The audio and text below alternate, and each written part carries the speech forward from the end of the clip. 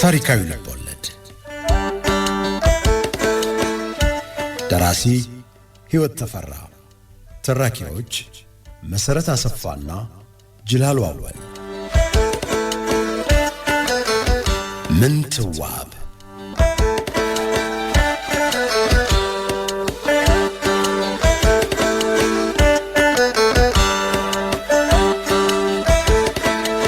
እንደምን አላችሁ አድማጮቻችን።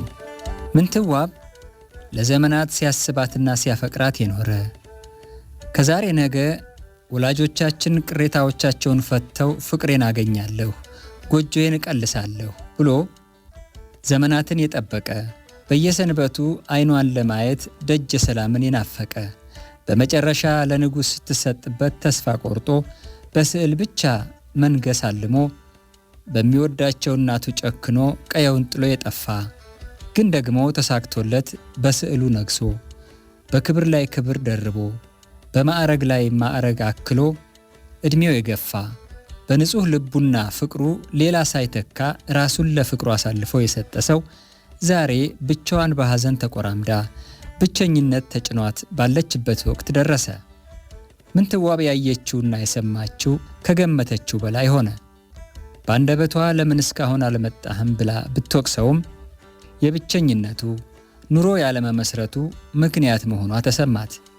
የፍቅሩ ኃያልነትም ደነቃት።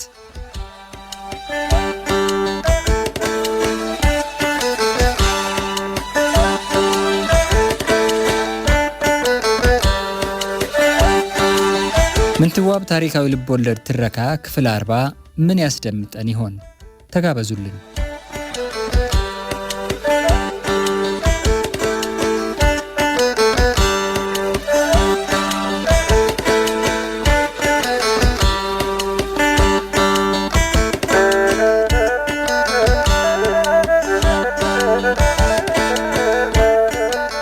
እሷን አገባለሁ ብሎ የነበረውን ተስፋ ልጅ ሆኖ አፈር ላይ ስዕል ሲስል ንፋስ ባሸዋ እንደሸፈነበትና ያንን እንደ መጥፎ ንግርት ተርጉሞት በውስጡ አንዳንዴ ፍራቻ እንደነበረውና እሷ ጎንደር መሄዷን በሰማ ማግስት ቤቱን ትቶ እንደሄደ ስዕል እንደተማረ የስዕል ንጉሥ የሚል ስያሜ እንዳገኘና አለቅነት ማዕረግ እንደተሰጠው ተረከላት። ምንትዋብ በሰማች ሁሉ ተደነቀች። የራሷን ከመናገር ተቆጠበች። ትክ ብላ አየችው። የእውቀት ፍንጣቂ ፊቱ ላይ አስተዋለች።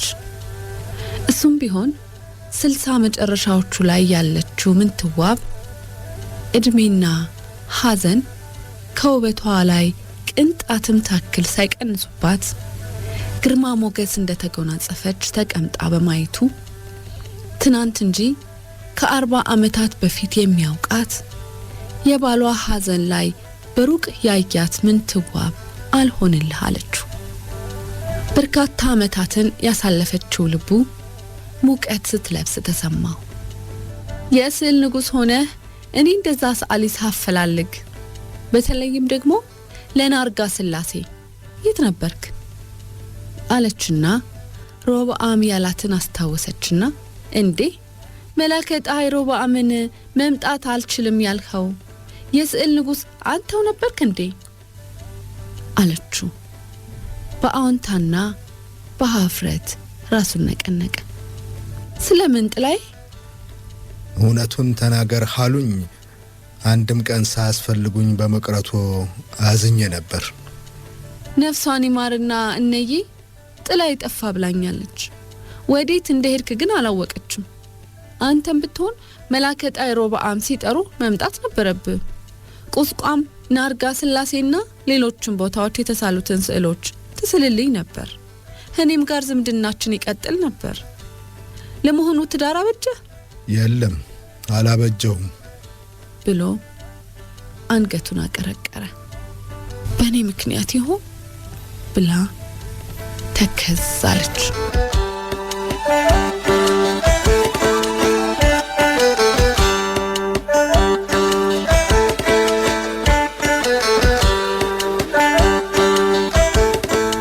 የባላምባራስን ሞት ሰምቻለሁ። እናትስ? እነዬ ዛሬ 7 ዓመት አለፈች። በአጋጣሚ ልጠይቃች ሄጄ እዛው እንዳለው አረፈች። ባላምባራስን እንጂ እሳቸውን ወዳቸው ነበር ብላ ሳቀች። ለምን እንደሆነ ስለተግባቡ ፈገግ አለ። በዝምታ ተቀመጡ።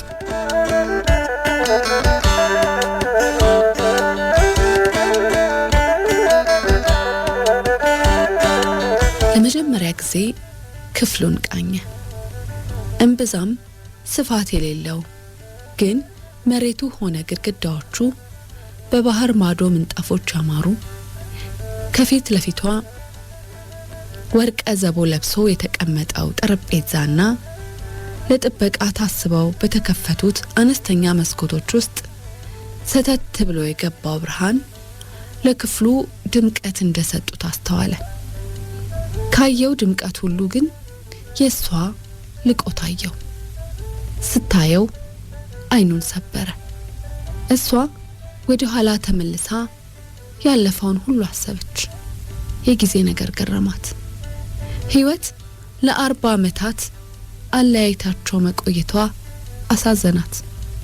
በልጅነቷ ተወደውና ትመኘው ወላጆቿ ቤት ደጃፍ ላይ ተቀምጣ ስታስበው የነበረው ለጋ ወጣት ዛሬ ፊቱ ተሸብሽቦ የሕይወቱን ቁልቁለት መንገድ የጀመረውን ሰው ፊት ለፊቷ ተቀምጦ ማየቷ ገረማት። በሕይወት መጨረሻ ዘመኗ ላይ 2 ነገሮች እየተመኘች ቆየች። ኢየሩሳሌም ሄዳ ኢየሱስ ክርስቶስ የተወለደበትንና የሞተበትን ምድር ማየትና ለሀገሯ ሰላም ማምጣትን። ሁለቱም ከሷ ፈቃድ ውጪ በመሆናቸው ስታዝን መጽናኛ ሊሆናት የሚችለውን ሰው በማግኘቷ ተደሰተች። ለዓመታት በርካታ የመንፈስ ድል ስትቀዳጅ ቆይታ ልጇ ከሞተ በኋላ ይኸው ድል ወደ ሽንፈት የተቀየረ በመሰላት ሰዓት እሱን በማግኘቷ ልቧ ተነሳስቶ እንግዲህ ሞት እንጂ ሌላ አይለየንም አለች።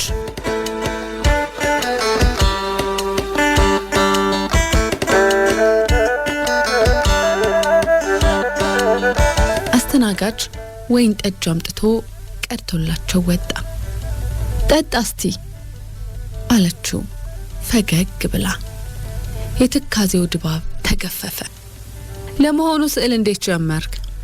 ቋራ ሁኜ ነው የጀመርኩት አለና ስለ ግድግዳው ታሪክ ነገራት። ከትብላ ሳቀች። ስዕል ትስል እንደነበር ዛዲያ እንዴት አላወቅኩም?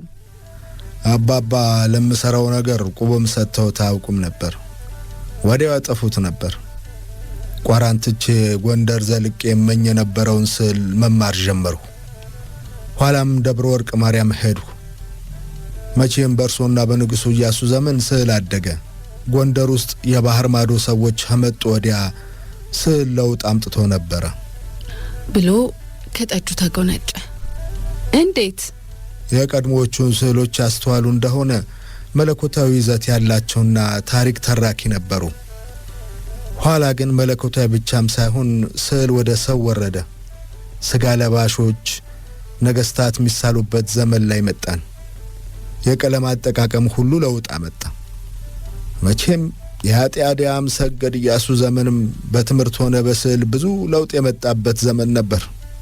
ቁም ጻፊው ደብተራው ቁጭ ማለት ያመጣበት ጊዜ ስለነበር ቁጭ ሲባል ፉክክር፣ ክርክርና ሐሳብ ላሳብ መለዋወጥ መጣ።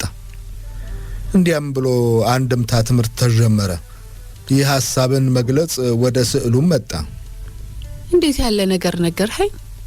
ሁሉም የሆነው በጊዜው ነው መሰለኝ ብላ ፈገግ አለች። አዎ ሁሉም የሆነው በጊዜና በቦታ ነው። አለ ጊዜውና ለቦታው የሚሆን ምን አለ? ጊዜ ምንድነው? ጊዜ እኛ ነን። የጊዜ ነገር ይገርመኛል። የሰው ነገር ይገርመኛል ማለት ሆኖ ጊዜን ሆነ ቦታን እንፈጥር እኮ እኛው ሰዎች ነን። እግዚአብሔር ምድርና ሰማይን ፈጠረ፣ እኛ ደግሞ ጊዜንና ቦታን ፈጠርን። ጊዜ የሆነ ቦታ አለኛ የሉም። ቦታም ጊዜም እኛ ነን። እኛ ጥሩ ስንሆን ጊዜም ጥሩ ይሆናል። እኛ ጥሩ ስንሆን የሰማዩም ደስ ይሏል። ምድርም ለፍጥረታት ሁሉ ምቹ ቦታ ትሆናለች። ሐሳብ ገባኝ። ጊዜ ሳይሆን እኛ ነን ምን ገርመው ማለትህ ነው? እንግዲያማ የሰው ነገር ይገርመኛል። አይ እቴጌ፣ ዝናውን ሰምቻለሁ። ሊቃውንት ሆኑ ካህናት ያደንቆታል። እርሶ የጠለቀ እውቀት ትምህርት ያለው አንደበታምና ታሪክ አስተካካይ የሰው ባህሪ ይግረሙ። አንተ የስዕል ንጉሥ፣ የሰማዩንም የምድሩንም ብራና ላይ የምታስቀምጥ፣ እስቲ ንገረኝ፣ ሰው ማለት ምን ማለት ነው? እቴጌ፣ ሰው ማለት ምን ማለት እንደሆነ ሐወኩማ ፈጣሪን ሆኑ። እኛ ሰዎች መሆን የነበረብን ሚዛኑ ከፍ አለና እኛ አነስን። መሆን የሚገባንን መሆን አልቻልንም። መቼም ጉድለት አለን ብንል ፈጣሪ ጉድለት ያለው ፈጠረ ማለት ይሆንብናል። ሙሉ ግን ማዶለን። ዛዲያ የተሟላን መሆን ቢያቅተን ሚዛኑ ብንጎድል ለመሙላት አንጥርምና? ቢሆንልንማ እንዲያ ነበር። እኔስ እንዲያው በተለየ አሁን ያለንበትን ሳስብ ክፋትና ደግነት አብረውን እየተወለዱ ናቸው ነው የሚል። ስለ ሰው ባህሪ ተመራምረን ምን ደርስበትም አይመስለኝ አለ ጥላይ ከጠጁ አሁንም ጎንጨት ብሎ። እሷ የቀረበላትን ጠጅ አልነካችውም። ይጠጡ እንጂ እንዳይላት ድፍረት መሰለው። እኔ ለነገሩ ሰው ማለት ምን ማለት ነው ብዬ ጠየቅኩት።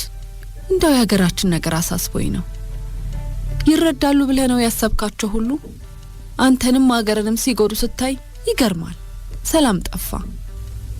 እርግጥ ነው እቴጌ፣ ሁላችንን የሚያሳስበን ይኸው ነው አለ በሐሳብ ተውጦ ሳይመልስላት በመቅረቱ ደንገጥ ብሎ።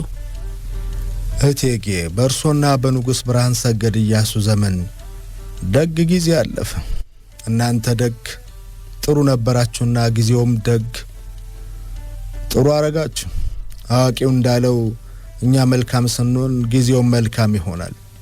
ከቶም ያገሩ ንጉሥ ወይም ገዥ ደግ ተሆነ ህዝቡም ደግ ነው የሚሆን። ገዢው ተከፋም ህዝቡም አብሮ ይከፋል። እስመ ከመ መኮንና ለሀገር ከማሁ ይገብሩ እለ ውስቴታ ይላል። ሀገረ ገዢው የሚያደርገውን ነገር ሁሉ በሀገሪቱ ሁሉ ያደርጋሉ ሲል ነው። መቼም በሩቁም ቢሆን ስለ እርሶ ደግነት ብዙ ሰምቻለሁ። ሁሉ ያመሰግኖታል።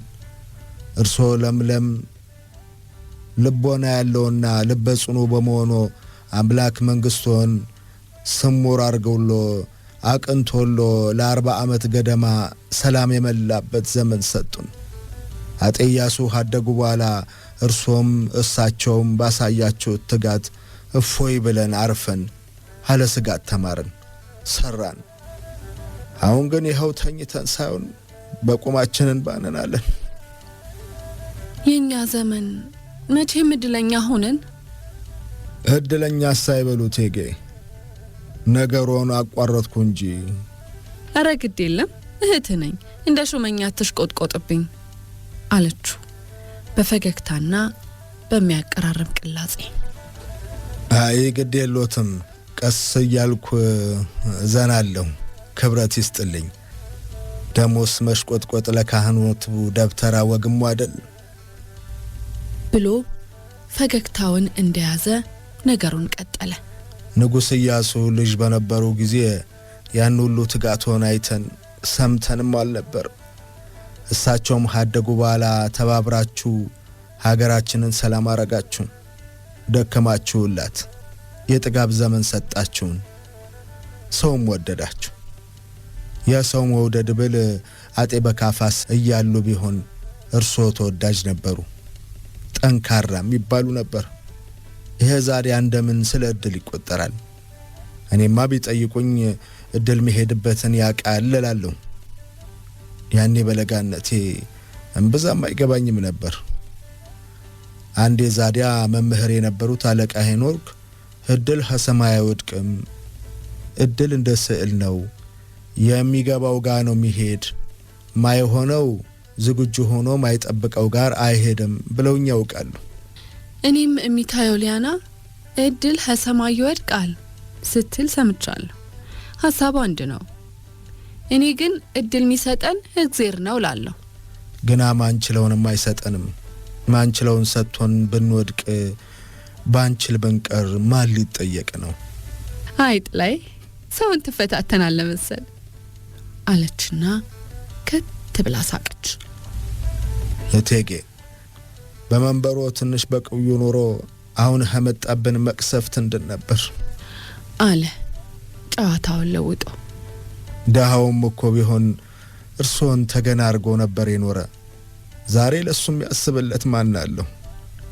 ጉያው ደብቆ ያቆዩዋትም አገር የዋውን መፈንጫ ሆነች። ሐሳቢ ጠፋ፣ አዋቂ ጠፋ። የእውቀት ውጤቱ ሰላምና ቅንነት ነው። የእውቀት ደግነቱ ማስተዋል ነው ብሎም አልነበር ፈላስፋው? አሁን ሰላምም ቅንነትም ማስተዋልም የለ። ምንትዋብ በመስማማት ራሷን ነቀነቀች። አእምሮ ለነፍስ መድኃኒቷ ነው፣ የልብ ሽልማት አእምሮ ነው የሌለ ፈላስፋው። እርግጥ ነው አእምሮ ብንገዛ ብናስተዋል ሁሉ እንደዚህ መቼ ይበላሽ ነበረ አለ ጥላዬ። እርሱ አስተዋይና መለኛ ነው። ሁሉን እንዳመሉ ያዙ። ለአገሮ ታልሆነ በቀርም ሌላም አልፈለጉ። ለአገሮ ያለውትስ ቅንዓት እንዲህ ነው። ሰው የሚለው ይሄንኑ ነው። አሁን ለአገራችንን ማሰብ ትተናል።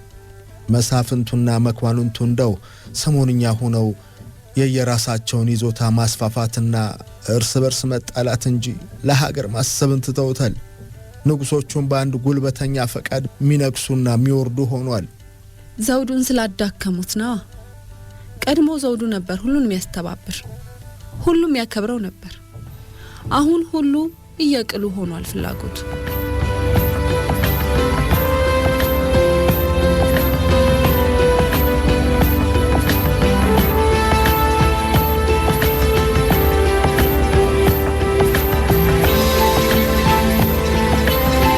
ምንትዋብና ስሙር ያለፉትን 40 ዓመታት እየተረኩ ነው። ከዚህ በኋላ የሚለያቸው ያለ አይመስልም። አድማጮቻችን፣ ምንትዋብ ታሪካዊ ልቦለድ ትረካ ክፍል 41 እና የመጨረሻውን በቀጣዩ ክፍል እናስደምጣችኋለን። አስተያየታችሁን በ8222 አስተያየት መስጠት እንፈልጋለን ብላችሁ ስትጽፉልን እየደወልን እንቀበላችኋለን። ስለነበረን ቆይታ እጅግ በጣም እናመሰግናለን።